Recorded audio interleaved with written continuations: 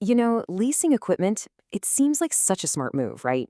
You get that expensive gear your business needs, all for what looks like a nice, affordable monthly payment.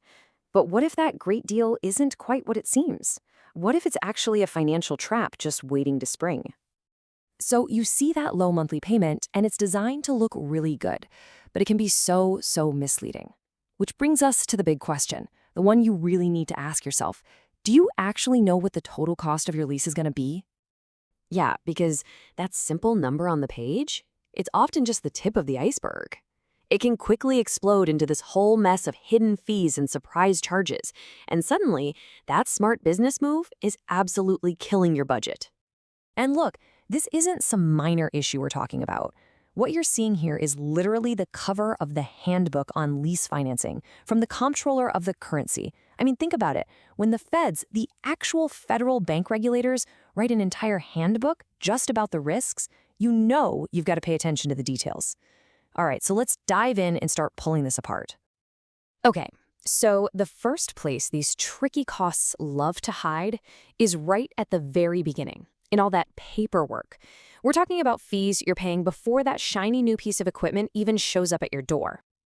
This is a really important one. You've got to know the difference between a normal cost of doing business and a huge red flag.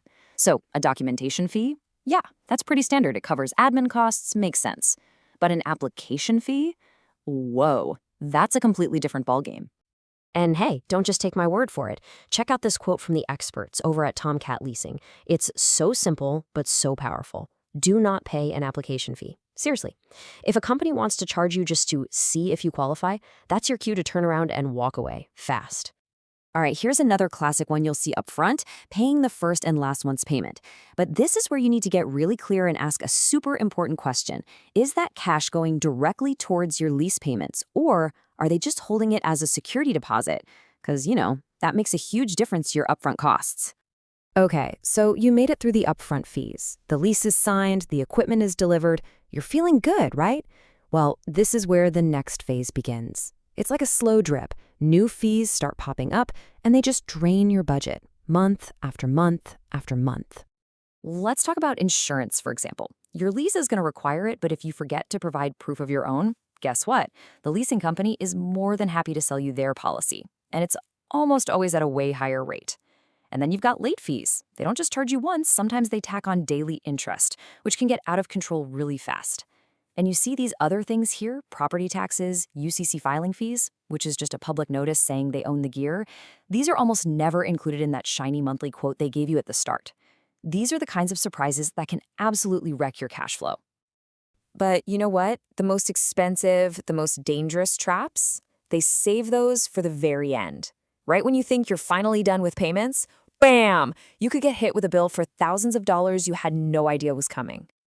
So maybe you're thinking, hey, I'll just buy the equipment when the lease is up. A lot of contracts have a fair market value buyout. It sounds great, right? But here's the catch. Their definition of fair market value might be totally different from yours. And that difference could mean a massive unexpected bill that you did not budget for. Okay, take a look at this. I know it's a wall of text. This is actual legal language from a real lease. It's called an evergreen clause. And let's be honest, it's designed to be confusing. But what is it actually saying? Okay, here's the simple translation. Basically, if you want to end your lease, you have to send them a certified letter. But, and this is the crazy part, you can only send it within this tiny, specific window of time. If you miss that window, even by one day, you're automatically locked in for another full year of payments. It's a tiny mistake that costs a fortune. It's insane. And believe it or not, the fun doesn't stop there. What if you want to end the lease early? Well, some contracts say you owe the entire remaining balance immediately in one lump sum. Thinking of just returning it? Get ready for a nice big restocking fee. And my favorite, they can charge you for normal wear and tear. We're talking about little scratches and dents that happen from, actually using the equipment. Okay, so after all that doom and gloom, you're probably wondering, how on earth do I protect myself from all this? Well, the good news is you absolutely can. The best defense is a good offense. And that means having a battle plan, a checklist you go through before your pen ever touches that paper. So here it is. This is your 5-step checklist to stay safe.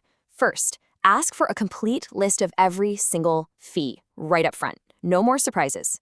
Second, and I know it's boring, but you have to read the entire agreement, especially that tiny fine print. 3, get crystal clear on what happens at the end of the term. Ask them about those notification windows we talked about.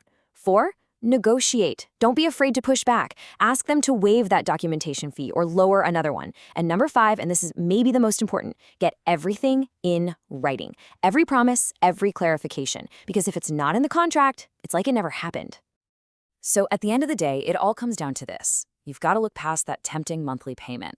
So before you sign anything, just stop and ask yourself this one simple question. Yeah, I know the monthly cost, but do I really know the total cost? Because honestly, the answer to that question is what separates a good deal from a very, very expensive trap.